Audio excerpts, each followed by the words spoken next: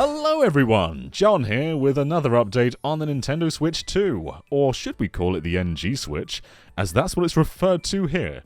So this all comes from The Verge, reported by Tom Warren, and it goes back to those FTC versus Microsoft cases from months ago. I believe June is where the initial headline for this report came from.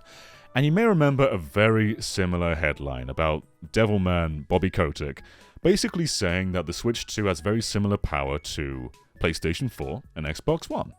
Now, it was quite a dubious source last time. Not many could just iron down exactly where it came from, but it does seem there was legitimacy to that, as we have some emails from Activision. Now, they have been heavily redacted, but here is a quote from The Verge right here. Given the closer alignment to Gen 8 platforms in terms of performance in our previous offerings on PlayStation 4 and Xbox One, it is reasonable to assume we can make something compelling for the NG Switch as well. It would be helpful to secure early access to development hardware prototypes and prove that out nice and early. And the email itself says, please find exec briefing for our call with Furukawa tomorrow. Thanks. Amen. Now, I think what's really interesting there is two things. One, the date, which is December 1st, 2022. I assume it's American.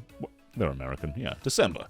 And then also the attached document, which first is just the executive summary, and then NG Switch Draft PDF. Now, the question is, are Activision calling it NG Switch? Are Nintendo calling it NG Switch? I'm not entirely sure, but I think that, just the go-to mock-up name would be Switch 2. It feels a lot more in line with Nintendo to call it NG Switch. But yeah, that's kind of the big takeaway here, is Activision did have a call with Furukawa back in December of last year about the Switch 2, which means that other third parties likely did as well.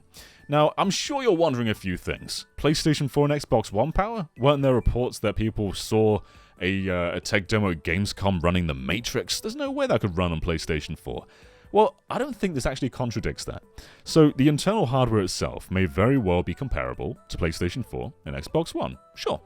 But the big thing is DLSS, right? So it could have rather, I don't want to say data, but for a mobile device it'd be quite advanced, but in terms of actual output, it may have quite dated tech inside it.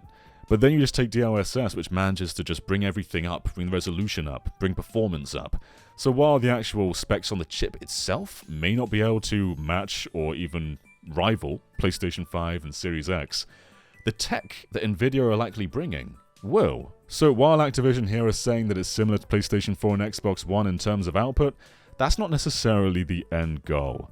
And given that it's been over half a year between this and Gamescom, there may very well have been developments in the hardware side as well. But yeah, the big takeaway, Activision saw it last year. So who else saw it last year? Did EA? Did Valve? did I don't know, PopCap? Did PopCap see it?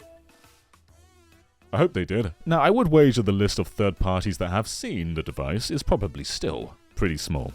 I imagine they're keeping things very close to the chest in case there are any leaks or anything.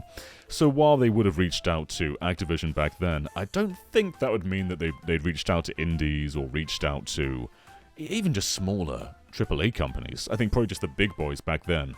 But as of Gamescom, that's probably where they're starting to sort of, fish in a bigger crowd. But yeah, this is just feeling more and more real. We're getting closer and closer to NG Switch. I shouldn't call it Switch 2 anymore. NG Switch.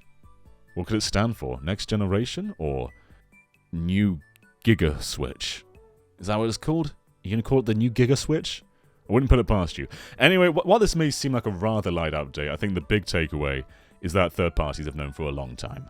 And that's very exciting. The games should be pouring out as soon as this device launches, and hopefully we get a year one that can rival the original Switch, both in first-party and third-party games. We know Nintendo themselves have been holding on to a 3D Mario and a Mario Kart game. I would not be surprised in the slightest if 3D Mario launches with the system and then Mario Kart is like a month or two after, but at least we know. Spyro and Crash, very likely to come to this system. And given that Crash Team Rumble, is that the title? Skip the Switch, you should probably expect it on NG Switch. Does that excite you? Doesn't really make me feel anything. Anyway, I'll see you next time, everyone. Bye.